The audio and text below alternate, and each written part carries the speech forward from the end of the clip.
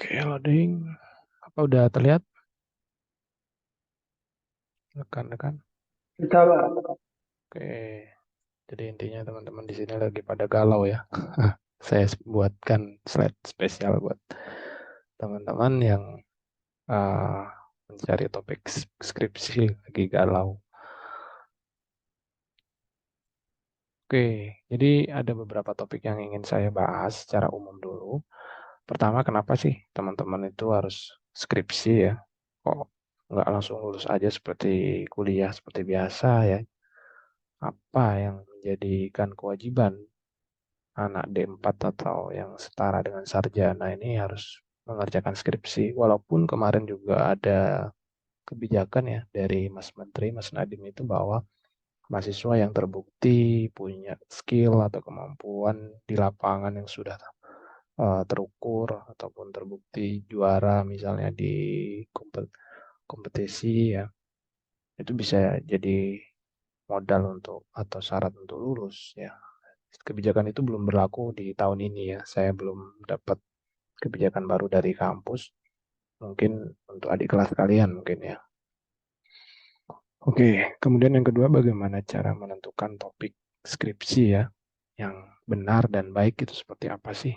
Apakah harus atau kita melihat ada masalah di depan kita terus oh ini bisa jadi topik skripsi ya? Nggak semudah itu ya ternyata ada metodologinya, ada tahapannya. Tentu teman-teman mungkin diajarkan ya di kelas yang mengikuti kelas reguler proposal skripsi atau yang ada mata kuliah metodologi penelitian. Ya. Kemudian bagaimana konsep penulisan ilmiah yang benar, seperti apa kita nulis skripsi itu ya. Di sini mungkin ada teman-teman dari SIB juga ya, Kak cuma TI nanti saya cek satu persatu presensi sekaligus tanya jawab atau diskusi ya. Kemudian terakhir ya gimana tips dan trik kita pakai AI tool ya. Sekarang kan sudah zamannya artificial intelligence ya, kecerdasan buatan yang sangat membantu sekali dalam pekerjaan kita termasuk di dunia akademik. Mumpung ya, mumpung AI tool ini belum dilarang. Jadi belum ada undang-undang atau kebijakan bahwa dilarangnya menggunakan alat-alat tool artificial intelligence ini. Ya sebenarnya AI tool ini seperti kalkulator ya teman-teman. Kalkulator yang bantu kita ketika bisnis, ketika kita jual beli ya kurang lebih ya seperti itu sebenarnya. Dan harus kita yang koreksi gitu manusia, nggak se apa namanya hasil dari AI tool terus langsung mentah-mentah kita kopas gitu ya. Itu nggak bisa seperti itu ya. Oke, kita masuk ke yang pertama, kenapa harus skripsi? Ya ini sebenarnya sudah tertuang ya, diamandemenkan di undang-undang. Kemarin pada saat sosialisasi sudah disampaikan oleh Pak Yopi ya. Saya mengulang lagi, mereview lagi bahwa teman-teman D4 atau sarjana itu wajib melakukan namanya proses metodologi ilmiah ya, penelitian. Jadi kalau menurut Undang-Undang Nomor 11 Tahun 2019 Pasal 1 Ayat 6, kegiatan yang dilakukan menurut metodologi ilmiah untuk memperoleh data dan informasi yang berkaitan dengan pemahaman tentang fenomena alam atau sosial ya, pembuktian kebenaran atau ketidakbenaran suatu asumsi atau hipotesis dan penarikan kesimpulan secara ilmiah.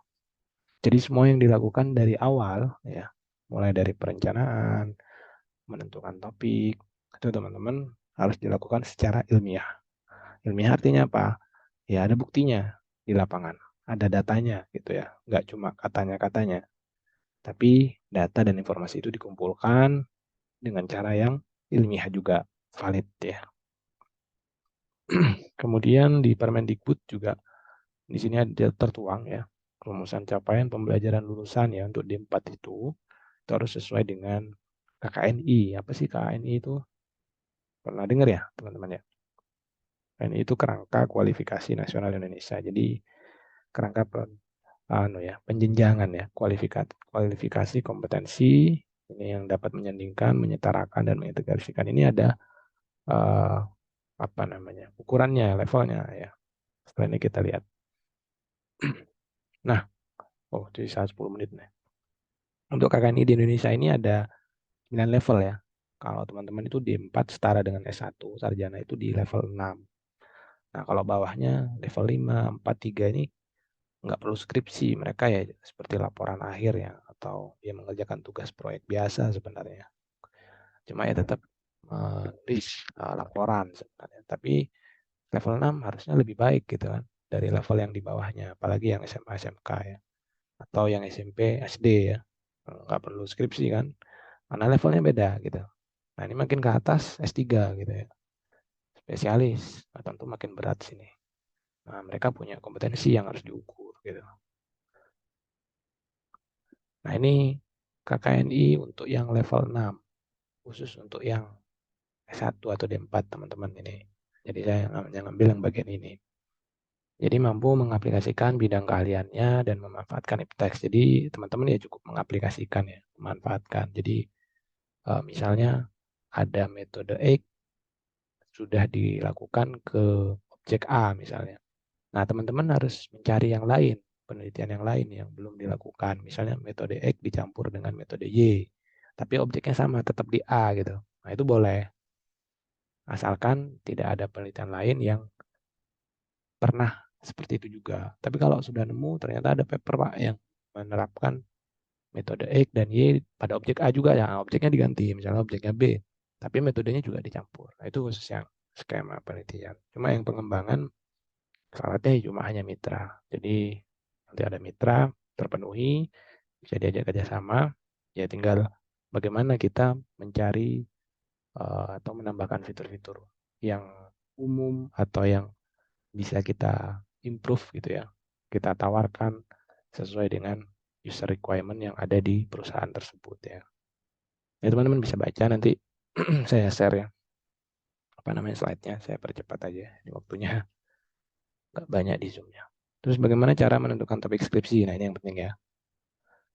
Nah, pahami metodologi penelitiannya. Ini saya sudah menyediakan di sini ada 2 video dari Pak Romi Satriawano. Beliau S3 ya, S3 di Software Engineering atau ya bisa dikatakan juga selaras dengan teknologi informasi ya JTI. Nah, beliau ini juga menjelaskan bagaimana sih cara melakukan proses penelitian ya, terutama yang ambil skema penelitian. Kalau yang skema pengembangan tidak terlalu fokus ke sini ya.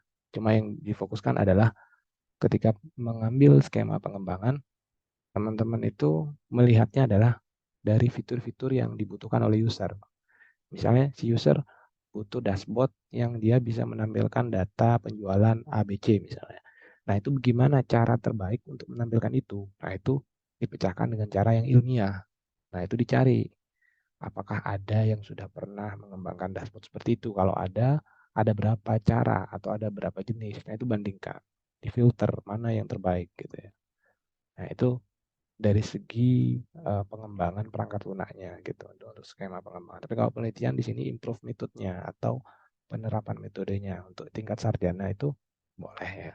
Nah, jadi misalnya untuk metode X di sistem perpustakaan misalnya, ternyata metode X sudah banyak dipakai di sistem perpustakaan. Nah, itu jangan diambil ya. Mending ganti dengan metode Y atau dicampur X, Y, dan Z misalnya seperti itu. Ya teman-teman nanti bisa nonton di sendiri ya. Ini saya sudah lampirkan di sini.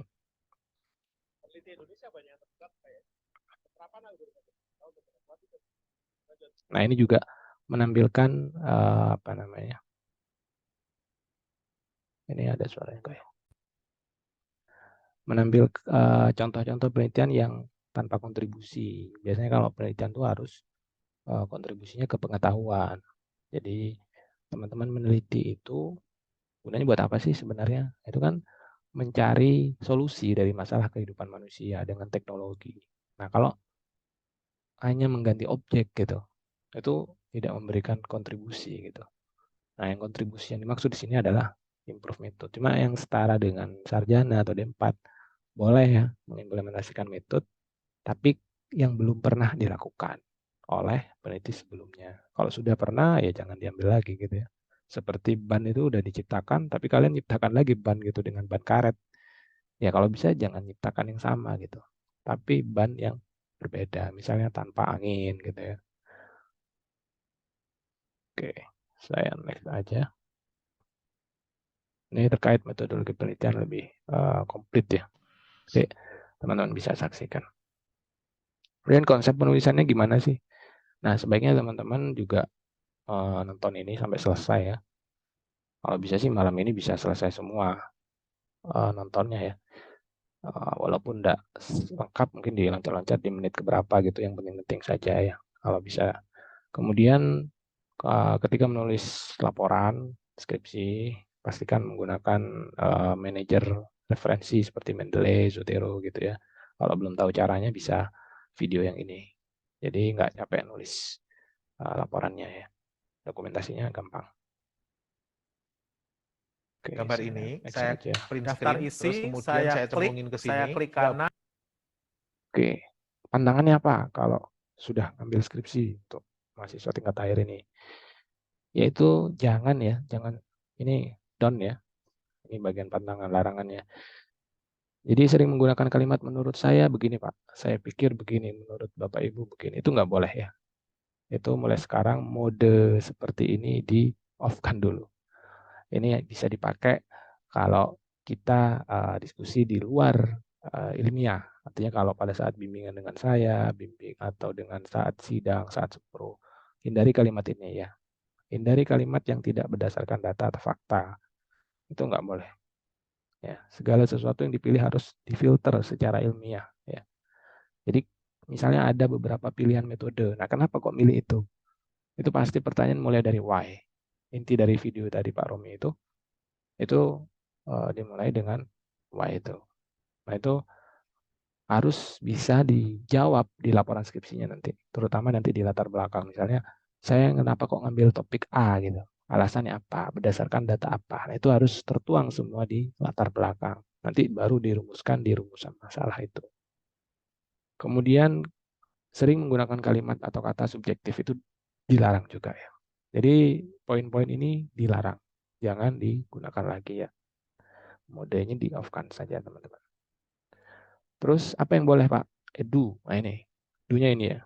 Misalnya di laporan atau pada saat diskusi atau ditanya dengan dosen penguji, sampaikan berdasarkan paper ini ya, berdasarkan data ini, berdasarkan penelitian dilakukan oleh Mr. X, Mr. Y gitu ya.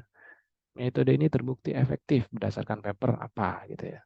Selalu gunakan kata atau kalimat objektif. Nah, ini yang boleh dan harus malah ya.